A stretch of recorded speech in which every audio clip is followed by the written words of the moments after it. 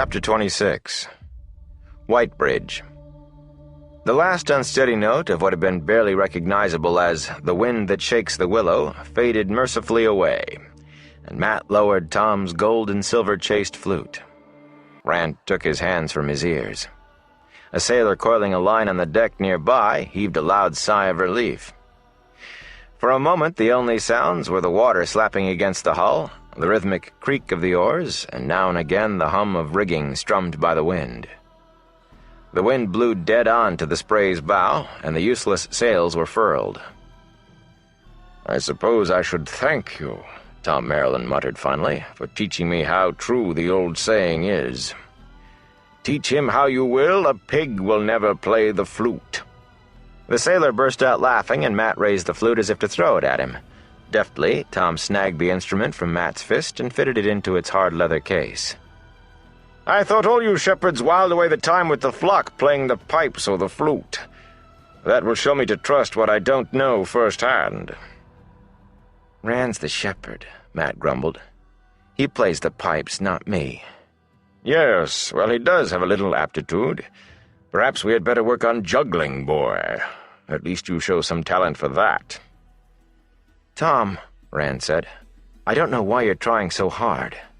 He glanced at the sailor and lowered his voice. "After all, we aren't really trying to become gleemen. It's only something to hide behind until we find Moraine and the others." Tom tugged at an end of his mustache and seemed to be studying the smooth, dark brown leather of the flute case on his knees. "What if you don't find them, boy? There's nothing to say they're even still alive." "They're alive," Rand said firmly. He turned to Matt for support, but Matt's eyebrows were pinched down on his nose, and his mouth was a thin line, and his eyes were fixed on the deck.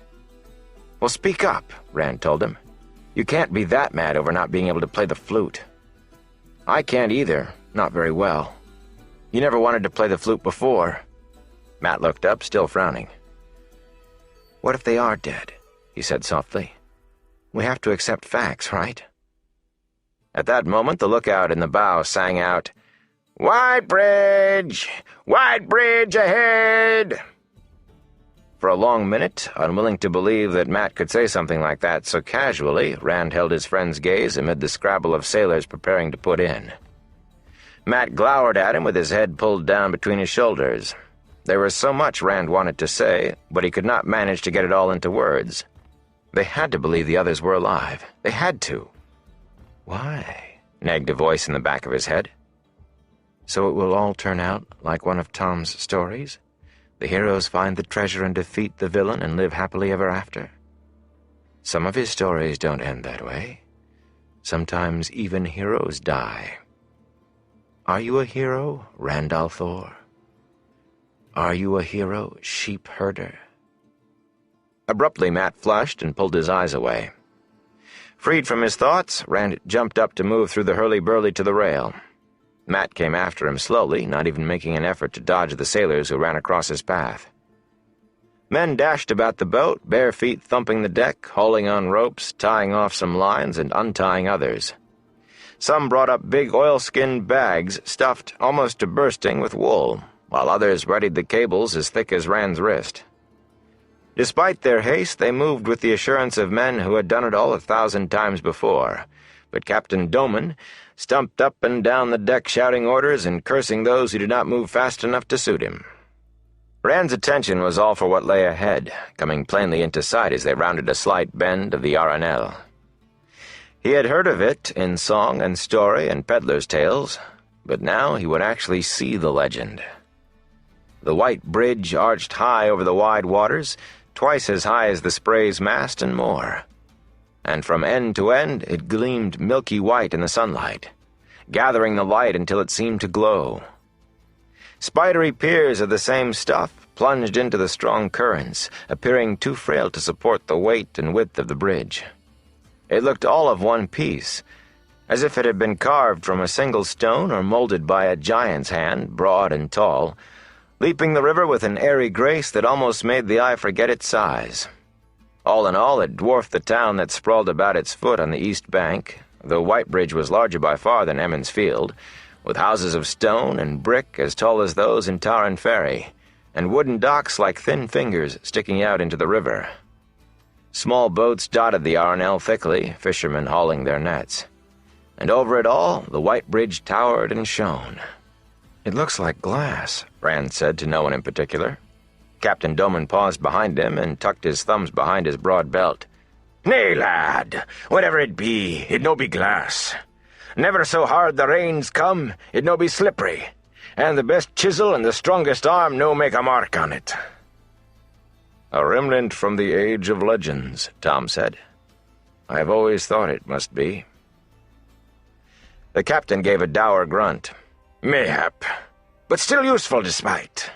Could be someone else built it. Does no have to be Aes Sedai work, fortune prick me. It no has to be so old as all that. Put your back into it, you bloody fool!" He hurried off down the deck. Rand stared even more wonderingly. From the age of legends. Made by Aes Sedai, then.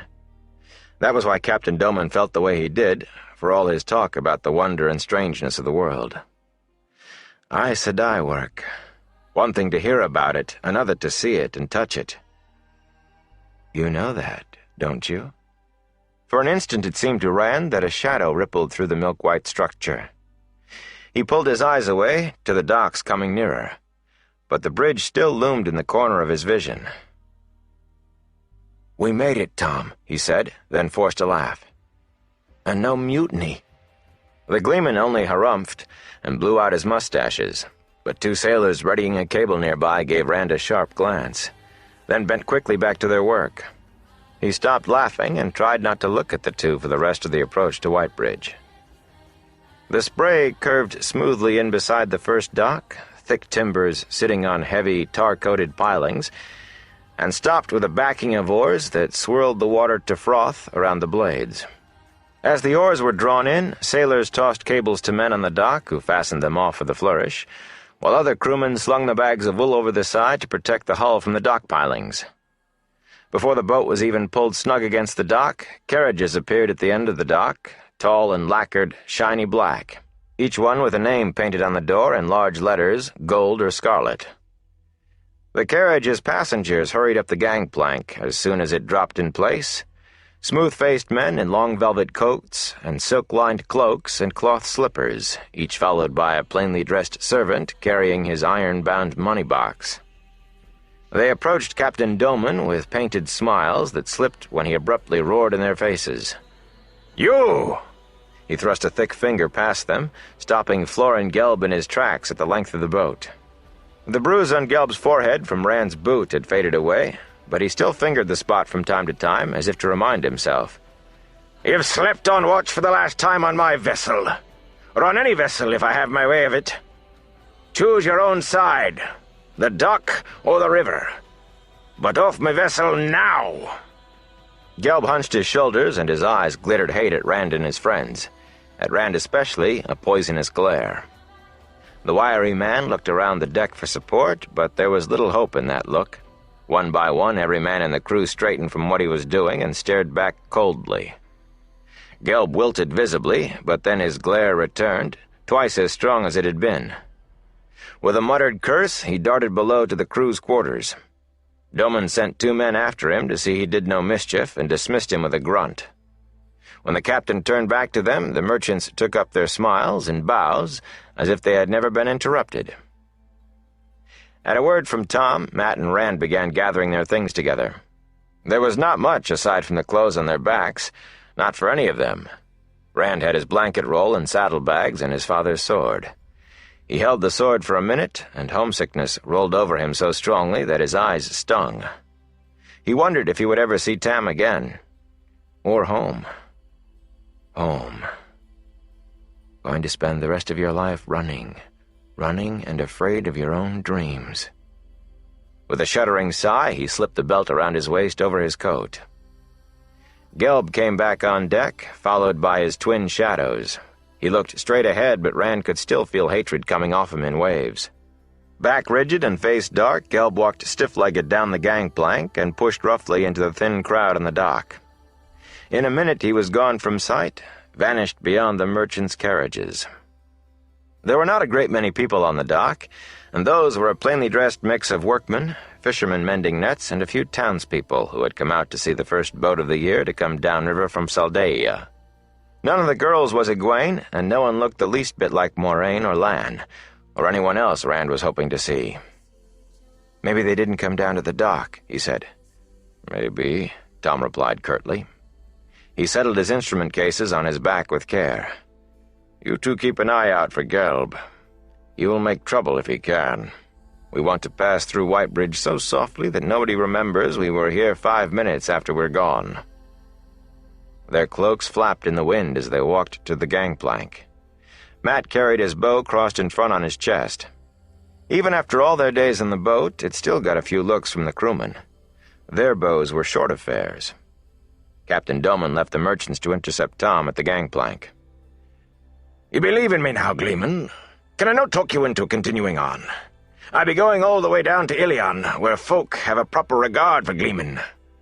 There be no finer place in the world for your art. I'd get you there in good time for the Feast of Siphon. The competitions, you know.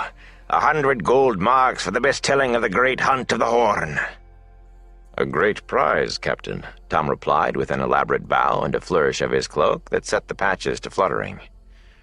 "And great competitions, which rightly draw gleemen from the whole world over.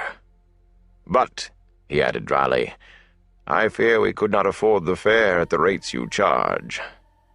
"Aye, well, as to that—" The captain produced a leather purse from his coat pocket and tossed it to Tom. It clinked when Tom caught it. "Your fare's back, and a bit more besides. The damage was no so bad as I thought, and you've worked your way and more with your tales and your harp. I could maybe manage as much again if you stay aboard to the Sea of Storms, and I would set you ashore in Ilion. A good gleeman can make his fortune there, even aside from the competitions." Tom hesitated, weighing the purse on his palm, but Rand spoke up. "We're meeting friends here, Captain, and going on to Camelin together. We'll have to see Ilion another time." Tom's mouth twisted wryly. Then he blew out his long mustaches and tucked the purse into his pocket. "Perhaps if the people we are to meet are not here, Captain." "Aye," Doman said sourly. "You think on it. Too bad I can no keep Gelb aboard to take the other's anger, but I do what I say I will do. I suppose I must ease up now, even if it means taking 3 times as long to reach Ilion as I should. Well, mayhap those trollocs whirr after you 3. Rand blinked but kept silent, but Matt was not so cautious. "Why do you think they weren't?" he demanded. "They were after the same treasure we were hunting?" "Mayhap," the captain grunted, sounding unconvinced. He combed thick fingers through his beard, then pointed at the pocket where Tom had put the purse. "Twice that, if you come back to keep the men's minds off how hard I work them. Think on it. I sail with the first light on the morrow." He turned on his heel and strode back to the merchants, arms spreading wide as he began an apology for keeping them waiting. Tom still hesitated, but Rand hustled him down the gangplank without giving him a chance to argue, and the gleeman let himself be herded. A murmur passed through the people on the dock as they saw Tom's patch-covered cloak, and some called out to discover where he would be performing. So much for not being noticed, Rand thought, dismayed. By sundown, it would be all over Whitebridge that there was a gleeman in town. He hurried Tom along, though, and Tom, wrapped in sulky silence, did not even try to slow down enough to preen under the attention. The carriage drivers looked down at Tom with interest from their high perches, but apparently the dignity of their positions forbade shouting. With no idea of where to go exactly, Rand turned up the street that ran along the river and under the bridge. "We need to find Moraine and the others," he said, "and fast. We should have thought of changing Tom's cloak." Tom suddenly shook himself and stopped dead. "An innkeeper will be able to tell us if they're here, or if they've passed through. The right innkeeper. Innkeepers have all the news and gossip. If they aren't here—" He looked back and forth from Rand to Matt. "We have to talk, we 3. Cloak swirling around his ankles, he set off into the town, away from the river. Rand and Matt had to step quickly to keep up. The broad, milk-white arch that gave the town its name dominated Whitebridge as much close up as it did from afar, but once Rand was in the streets he realized that the town was every bit as big as Baerlon, though not so crowded with people. A few carts moved in the streets, pulled by horse or ox or donkey or man, but no carriages. Those most likely all belonged to the merchants and were clustered down at the dock. Shops of every description lined the streets, and many of the tradesmen worked in front of their establishments under the signs swinging in the wind. They passed a man mending pots and a tailor holding folds of cloth up to the light for a customer. A shoemaker, sitting in his doorway, tapped his hammer on the heel of a boot. Hawkers cried their services at sharpening knives and scissors, or tried to interest the passer-by in their skimpy trays of fruit or vegetables. But none was getting much interest. Shops selling food had the same pitiful displays of produce Rand remembered from Baerlon. Even the fishmongers displayed only small piles of small fish for all the boats on the river. Times were not really hard yet, but everyone could see what was coming if the weather did not change soon, and those faces that were not fixed into worried frowns seemed to stare at something unseen, something unpleasant. Where the Whitebridge came down in the center of the town was a big square, paved with stones worn by generations of feet and wagon wheels. Inns surrounded the square, and shops, and tall red brick houses with signs out front bearing the same names Rand had seen on the carriages at the dock. It was into one of those inns, seemingly chosen at random, that Tom ducked. The sign over the door, swinging in the wind, had a striding man with a bundle on his back on one side, and the same man with his head on a pillow on the other, and proclaimed, "The Wayfarer's Rest." The common room stood empty except for the fat innkeeper drawing ale from a barrel and two men in rough workman's clothes staring glumly into their mugs at a table in the back. Only the innkeeper looked up when they came in.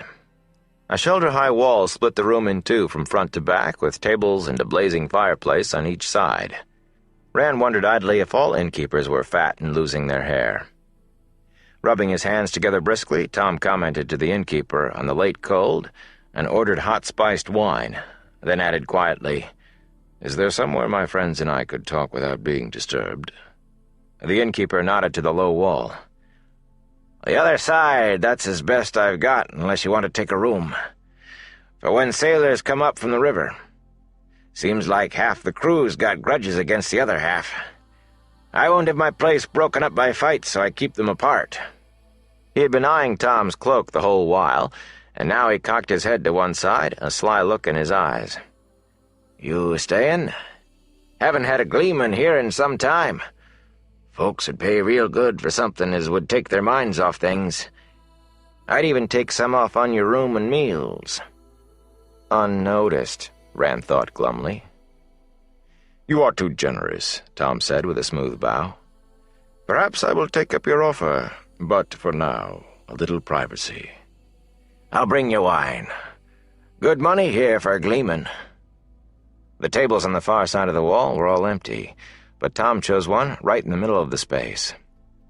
"So no one can listen without us knowing," he explained. "Did you hear that fellow? He'll take some off. Why, I'd double his custom just by sitting here. Any honest innkeeper gives a gleeman room and board, and a good bit besides." The bare table was none too clean, and the floor had not been swept in days, if not weeks. Rand looked around and grimaced. Master Alvir would not have let his inn get that dirty if he had had to climb out of a sickbed to see to it. "We're only after information, remember?" "Why here?" Matt demanded. "We passed other inns that looked cleaner." "Straight on from the bridge," Tom said, "is the road to Camelin. Anyone passing through Whitebridge comes through this square, unless they're going by river, and we know your friends aren't doing that. If there is no word of them here, it doesn't exist. Let me do the talking. This has to be done carefully." Just then the innkeeper appeared, 3 battered pewter mugs gripped in one fist by the handles. The fat man flicked at the table with a towel, set the mugs down, and took Tom's money. "If you stay, you won't have to pay for your drinks. Good wine here." Tom's smile touched only his mouth. "I will think on it, innkeeper. What news is there? We have been away from hearing things." "Big news, that's what. Big news." The innkeeper draped the towel over his shoulder and pulled up a chair. He crossed his arms on the table, took root with a long sigh, saying what a comfort it was to get off his feet. His name was Bartim, and he went on about his feet in detail, about corns and bunions and how much time he spent standing and what he soaked them in, until Tom mentioned the news again, and then he shifted over with hardly a pause. The news was just as big as he said it was. Loghain, the false dragon, had been captured after a big battle near Lugard, while he was trying to move his army from Gillidan to Tyr. The prophecies, they understood. Tom nodded, and Bartim went on. The roads in the south were packed with people, the lucky ones, with what they could carry on their backs. Thousands fleeing in all directions. "None," Bartim chuckled wryly. "Supported Loghain, of course. Oh, no, you won't find many to admit to that, not now. Just refugees trying to find a safe place during the Troubles." Aes Sedai had been involved in taking Loghain, of course. Bartim spat on the floor when he said that, and again when he said they were taking the false dragon north to Tar Valon. Bartim was a decent man, he said, a respectable man, and Aes Sedai could all go back to the Blight where they came from and take Tar Valon with them, as far as he was concerned. He would get no closer to an Aes Sedai than 1,000 miles if he had his way. Of course, they were stopping at every village and town on the way north to display Loghain, so he had heard, to show people that the false dragon had been taken and the world was safe again. He would have liked to see that, even if it did mean getting close to Aes Sedai. He was halfway tempted to go to Caemlyn. "They'll be taking him there to show to Queen Morgase." The innkeeper touched his forehead respectfully.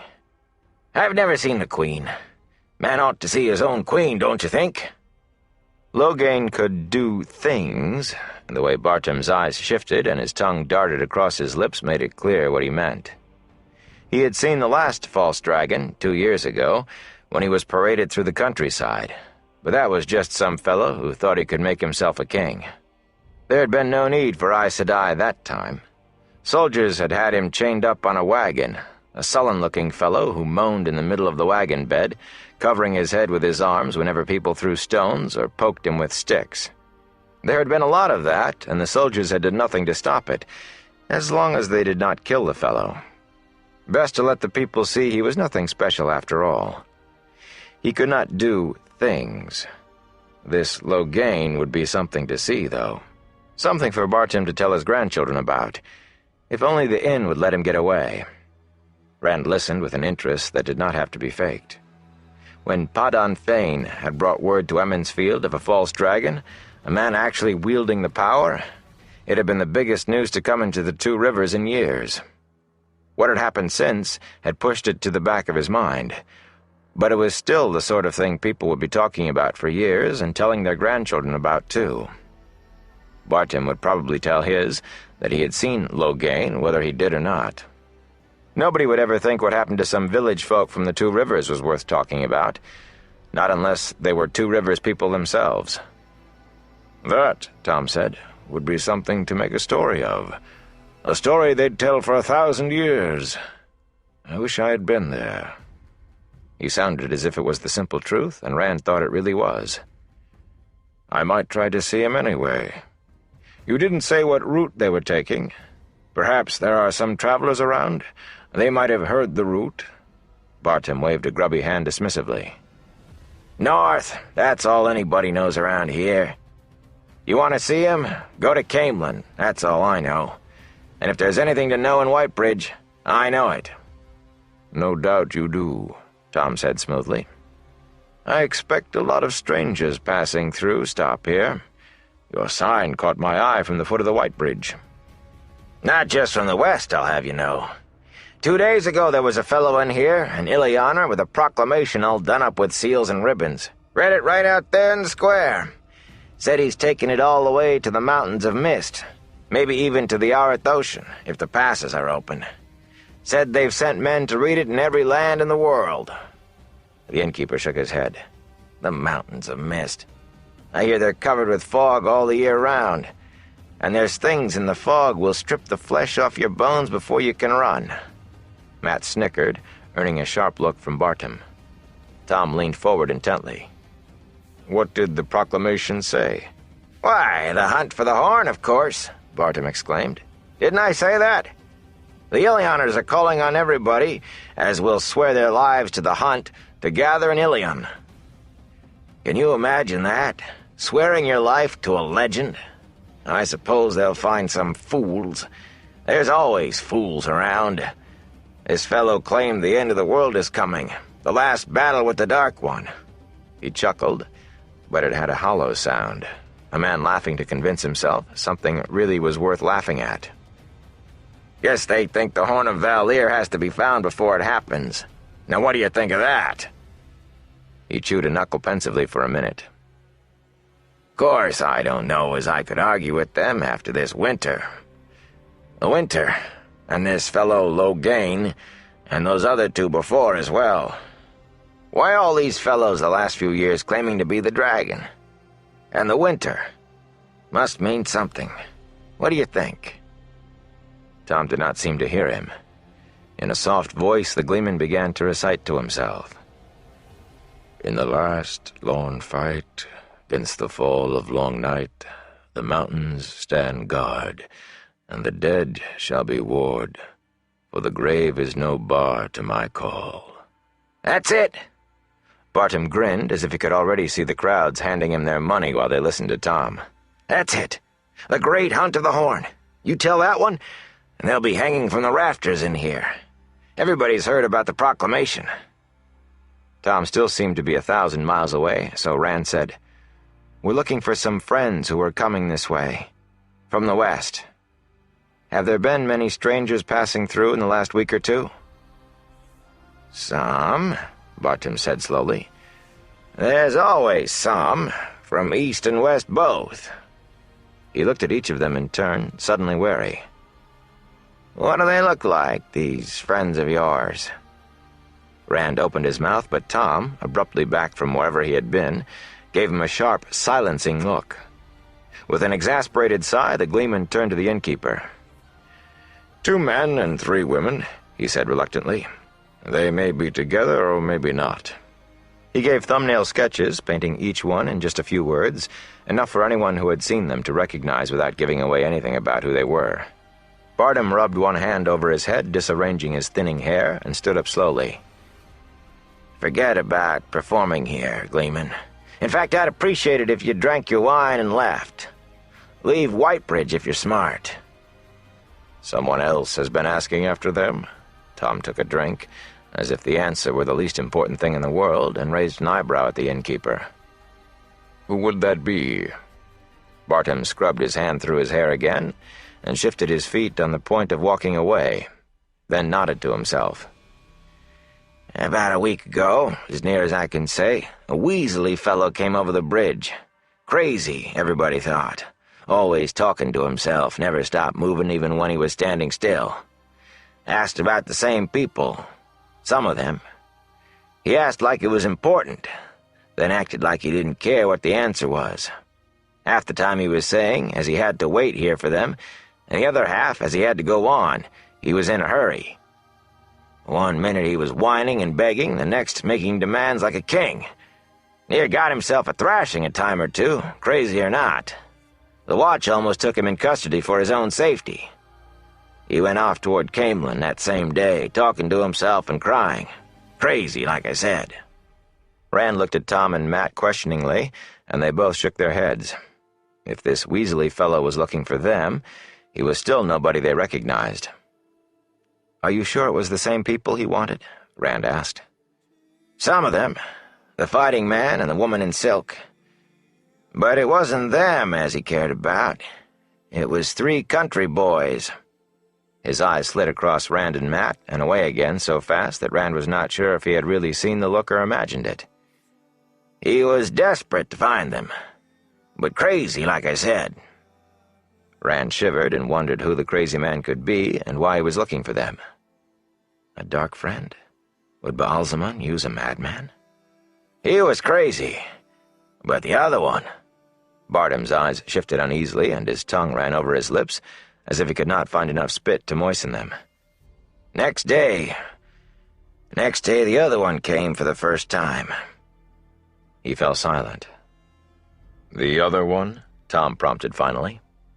Bartum looked around, although their side of the divided room was still empty except for them. He even raised up on his toes and looked over the low wall. When he finally spoke, it was in a whispered rush.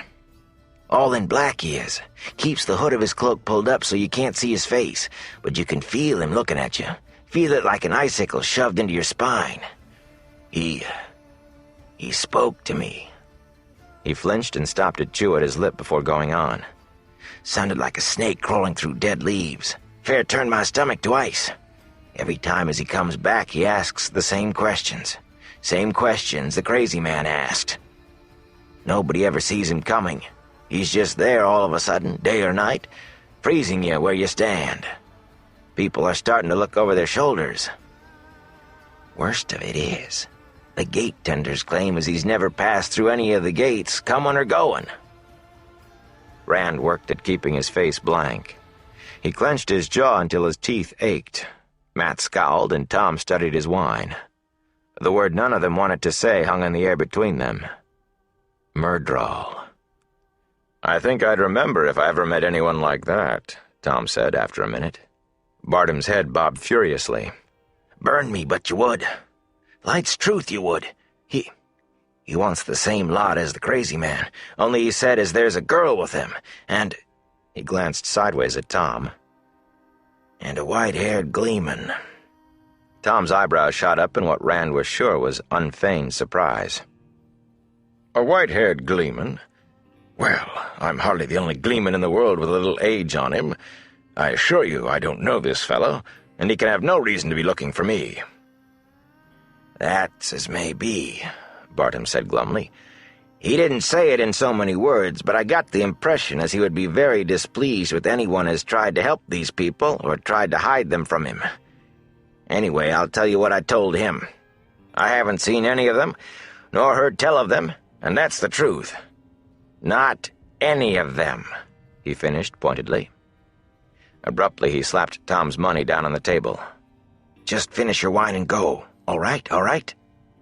And he trundled away as fast as he could, looking over his shoulder. "A fade," Matt breathed when the innkeeper was gone. "I should have known they'd be looking for us here." "And he'll be back," Tom said, leaning across the table and lowering his voice. "I say we sneak back to the boat and take Captain Doman up on his offer. The hunt will center on the road to Camelin, while we're on our way to Ilion, 1,000 miles from where the Myrddraal expect us." "No," Rand said firmly. "We wait for Moraine and the others in Whitebridge, or we go on to Camelin. One or the other, Tom. That's what we decided." "That's crazed, boy. Things have changed. You listen to me. No matter what this innkeeper says, when a Myrddraal stares at him, he'll tell all about us down to what we had to drink and how much dust we had on our boots." Rand shivered, remembering the Fade's eyeless stare. "As for Camelin, you think the halfmen don't know you want to get to Tar Valon? It's a good time to be on a boat headed south." "No, Tom." Rand had to force the words out, thinking of being 1,000 miles from where the Fades were looking, but he took a deep breath and managed to firm his voice. "No." "Think, boy. Ilion. There isn't a grander city on the face of the earth. And the great Hunt of the Horn. There hasn't been a Hunt of the Horn in near 400 years. A whole new cycle of stories waiting to be made. Just think. You never dreamed of anything like it. By the time the Myrddraal figure out where you've gone to, you'll be old and gray and so tired of watching your grandchildren you won't care if they do find you." Rand's face took on a stubborn set. "How many times do I have to say no? They'll find us wherever we go. There'd be Fades waiting in Ilion, too. And how do we escape the dreams? I want to know what's happening to me, Tom, and why. I'm going to Tar Valon. With Moraine if I can. Without her if I have to. Alone if I have to. I need to know." "But Ilion, boy. And a safe way out, downriver, while they're looking for you in another direction. Blood and ashes, a dream can't hurt you." Rand kept silent. A dream can't hurt? Do dream thorns draw real blood? He almost wished he had told Tom about that dream, too. "Do you dare tell anybody?" Baalzamon is in your dreams, but what's between dreaming and waking now? Who do you dare to tell that the Dark One is touching you?" Tom seemed to understand. The Gleeman's face softened. "Even those dreams, lad. They are still just dreams, aren't they? For the light's sake, Matt, talk to him. I know you don't want to go to Tar Valon at least." Matt's face reddened, half embarrassment and half anger. He avoided looking at Rand and scowled at Tom instead. "Why are you going to all this fuss and bother? You want to go back to the boat? Go back to the boat. We'll take care of ourselves." The Gleeman's thin shoulders shook with silent laughter, but his voice was anger-tight. "You think you know enough about Myrddraal to escape by yourself, do you? You're ready to walk into Tar Valon alone and hand yourself over to the Amerlin seat? Can you even tell one Aja from another? The light burn me, boy. If you think you can even get to Tar Valon alone, you tell me to go." "Go," Matt growled, sliding a hand under his cloak. Rand realized with a shock that he was gripping the dagger from Shadar Logoth, maybe even ready to use it.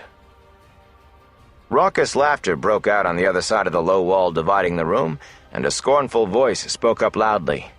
"Trollocs! Put on a Gleeman's cloak, man. You're drunk. Trollocs! Borderland fables." The words doused anger like a pot of cold water. Even Matt half turned to the wall, eyes widening. Rand stood just enough to see over the wall, then ducked back down again with a sinking feeling in his stomach. Florin Gelb sat on the other side of the wall, at the table in the back, with the two men who had been there when they came in. They were laughing at him, but they were listening. Barnum was wiping a table that badly needed it, not looking at Gelb and the two men. But he was listening too, scrubbing one spot over and over with his towel, and leaning toward them until he seemed almost ready to fall over. "Gelb," Rand whispered as he dropped back into his chair, and the others tensed. Tom swiftly studied their side of the room. On the other side of the wall, the second man's voice chimed in. No, there used to be Trollocs, but they killed them all in the Trolloc Wars." "Borderland fables," the first man repeated. "It's true, I tell you," Gelb protested loudly. "I've been in the Borderlands. I've seen Trollocs, and these were Trollocs as sure as I'm sitting here. Those three claimed the Trollocs were chasing them, but I know better. That's why I wouldn't stay on the spray. I've had my suspicions about Bael Doman for some time, but those three are dark friends for sure. I tell you—" Laughter and coarse jokes drowned out the rest of what Gelb had to say. How long, Rand wondered, before the innkeeper heard a description of those three? If he had not already.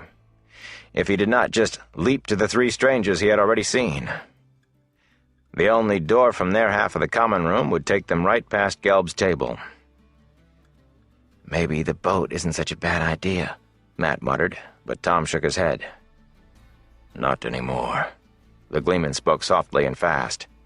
He pulled out the leather purse Captain Doman had given him and hastily divided the money into 3 piles.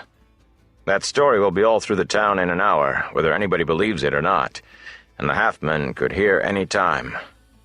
Doman isn't sailing until tomorrow morning. At best he'll have Trollocs chasing him all the way to Ilion. Well, he's half expecting it for some reason, but that won't do us any good. There's nothing for it but to run, and run hard." Matt quickly stuffed the coins Tom shoved in front of him into his pocket. Rand picked his pile up more slowly. The coin Moraine had given him was not among them. Doman had given an equal weight of silver, but Rand, for some reason he could not fathom, wished he had the Aes Sedai's coin instead. Stuffing the money in his pocket, he looked a question at the Gleeman. "In case we're separated," Tom explained. "We probably won't be, but if it does happen, well, you two will make out all right by yourselves. You're good lads. Just keep clear of Aes Sedai. For your lives." "I thought you were staying with us." "I am, boy, I am. But they're getting close now, and the light only knows. Well, no matter. It isn't likely anything will happen." Tom paused, looking at Matt. "I hope you no longer mind me staying with you," he said dryly. Matt shrugged. He eyed each of them, then shrugged again. "I'm just on edge. I can't seem to get rid of it. Every time we stop for a breath, they're there, hunting us. I feel like somebody's staring at the back of my head all the time. What are we going to do?" The laughter erupted on the other side of the wall, broken again by Gelb trying loudly to convince the two men that he was telling the truth. How much longer, Rand wondered. Sooner or later, Bartram had to put together Gelb's three and the three of them. Tom eased his chair and rose, but kept his height crouched. No one looking casually toward the wall from the other side could see him. He motioned for them to follow, whispering, "Be very quiet." The windows on either side of the fireplace, on their side of the wall, looked out into an alleyway. Tom studied one of the windows carefully before drawing it up just enough for them to squeeze through.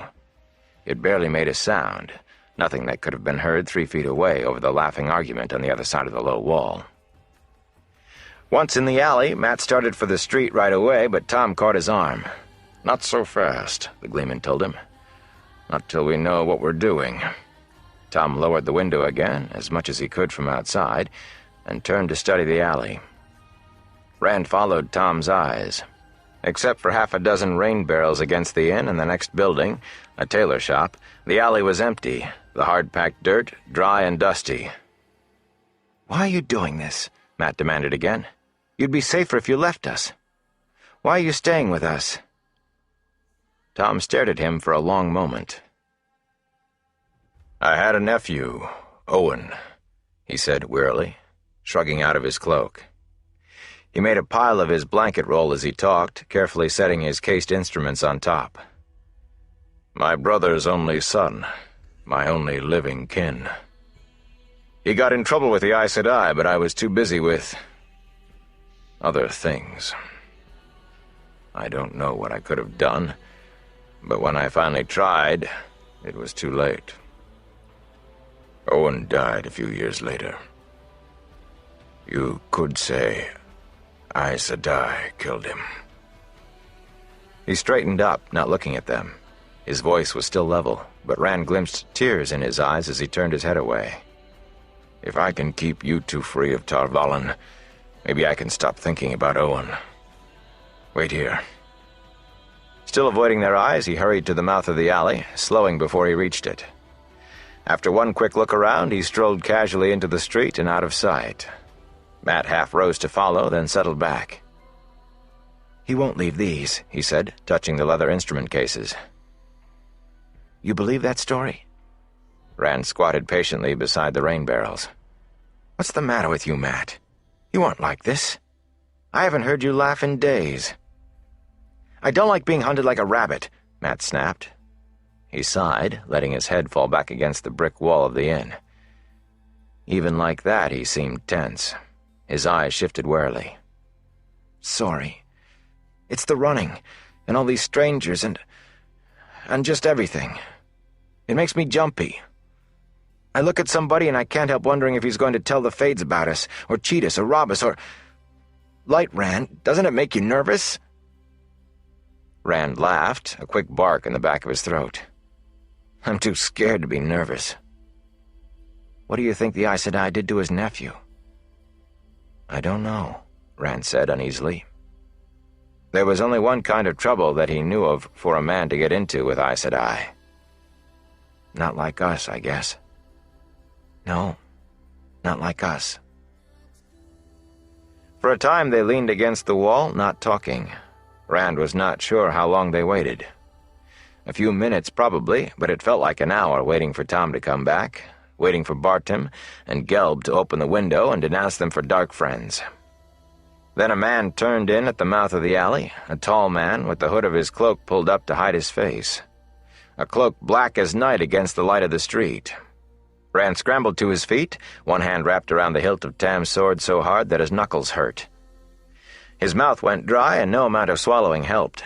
Matt rose to a crouch with one hand under his cloak.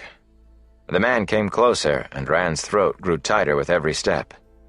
Abruptly, the man stopped and tossed back his cowl. Rand's knees almost gave way. It was Tom. "Well, if you don't recognize me," the Gleeman grinned, "I guess it's a good enough disguise for the gates." Tom pushed past them and began transferring things from his patch-covered cloak to his new one so nimbly that Rand could not make out any of them. The new cloak was dark brown, Rand saw now. He drew a deep, ragged breath. His throat still felt as if it were clutched in a fist. Brown, not black. Matt still had his hand under his cloak, and he stared at Tom's back as if he were thinking of using the hidden dagger. Tom glanced up at them, then gave them a sharper look. This is no time to get skittish. Deftly he began folding his old cloak into a bundle around his instrument cases, inside out so the patches were hidden. We'll walk out of here one at a time, just close enough to keep each other in sight. Shouldn't be remembered especially that way. Can't you slouch? He added to Rand. That height of yours is as bad as a banner. He slung the bundle across his back and stood, drawing his hood back up. He looked nothing like a white-haired gleeman. He was just another traveler, a man too poor to afford a horse, much less a carriage. Let's go. We've wasted too much time already. Rand agreed fervently, but even so he hesitated before stepping out of the alley into the square. None of the sparse scattering of people gave them a second look. Most did not look at them at all.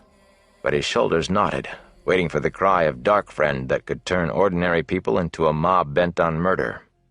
He ran his eyes across the open area, over people moving about on their daily business, and when he brought them back, a myrddraal was halfway across the square. Where the fate had come from, he could not begin to guess, but it strode toward the three of them with a slow deadliness, a predator with the prey under its gaze. People shied away from the black-cloaked shape, avoided looking at it. The square began to empty out as people decided they were needed elsewhere. The black cowl froze Rand where he stood. He tried to summon up the void, but it was like fumbling after smoke. The Fade's hidden gaze knifed to his bones and turned his marrow to icicles. "Don't look at its face," Tom muttered. His voice shook and cracked, and it sounded as if he were forcing the words out. "The light burn you, don't look at its face." Rand tore his eyes away. He almost groaned. It felt like tearing a leech off of his face. But even staring at the stones of the square, he could still see the myrddraal coming. A cat playing with mice, amused at their feeble efforts to escape, until finally the jaws snapped shut.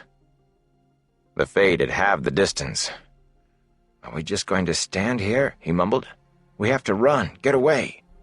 But he could not make his feet move. Matt had the ruby-hilted dagger out at last in a trembling hand. His lips were drawn back from his teeth, a snarl, and a rictus of fear. "Think," Tom stopped to swallow, and went on hoarsely. "Think you can outrun it, do you, boy?" He began to mutter to himself. The only word Rand could make out was Owen. Abruptly, Tom growled. "I never should have gotten mixed up with you boys. Should never have." He shrugged the bundled gleeman's cloak off of his back and thrust it into Rand's arms. "Take care of that. When I say run, you run and don't stop until you get to Camelin. The Queen's blessing, and in. Remember that, in case... Just remember it." "I don't understand," Rand said. The myrddraal was not 20 paces away now. His feet felt like lead weights. "Just remember it," Tom snarled. "The Queen's blessing. Now, run!" He gave them a push, one hand on the shoulder of each of them, to get them started, and Rand stumbled away in a lurching run with Matt at his side. "Run!" Tom sprang into motion too, with a long, wordless roar. Not after them, but toward the myrddraal. His hands flourished as if he were performing at his best, and daggers appeared. Rand stopped, but Matt pulled him along. The Fade was just as startled. Its leisurely pace faltered in mid-stride. Its hand swept toward the hilt of the black sword hanging at its waist, but the gleeman's long legs covered the distance quickly. Tom crashed into the myrddraal before the black blade was half drawn, and both went down in a thrashing heap. The few people still in the square fled. "Run!" The air in the square flashed an eye-searing blue, and Tom began to scream.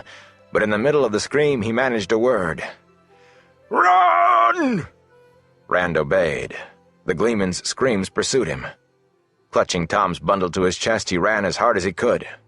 Panic spread from the square out through the town as Rand and Matt fled on the crest of a wave of fear.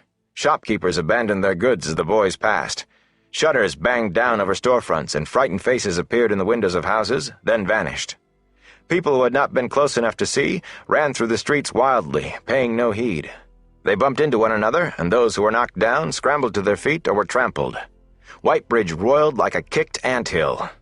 As he and Matt pounded toward the gates, Rand abruptly remembered what Tom had said about his height.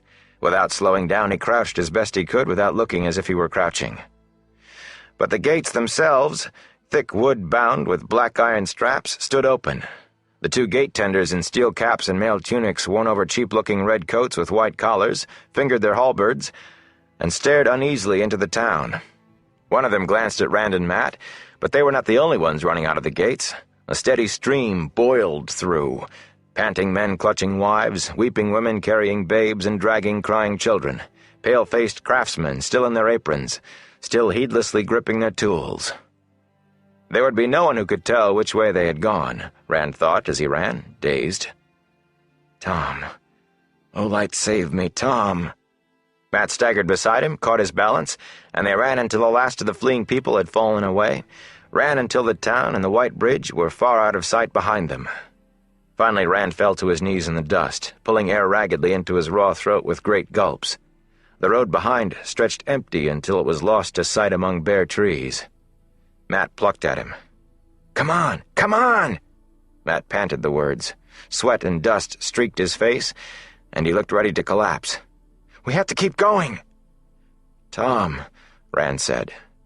He tightened his arms around the bundle of Tom's cloak. The instrument cases were hard lumps inside. "Tom, he's dead! You saw! You heard! Lightrand, he's dead!" "You think Egwene and Moraine and the rest are dead, too. If they're dead, why are the Murderall still hunting them? Answer me that!" Matt dropped to his knees in the dust beside him. "All right, maybe they are alive. But Tom, you saw! Blood and ashes, Rand, the same thing can happen to us." Rand nodded slowly. The road behind them was still empty. He had been halfway expecting, hoping at least, to see Tom appear, striding along, blowing out his mustaches to tell them how much trouble they were. The Queen's blessing in Camelin. He struggled to his feet and slung Tom's bundle on his back alongside his blanket roll. Matt stared up at him, narrow-eyed and wary. "Let's go," Rand said, and started down the road toward Camelin. He heard Matt muttering, and after a moment, he caught up to Rand. They trudged along the dusty road, heads down and not talking. The wind spawned dust devils that whirled across their path.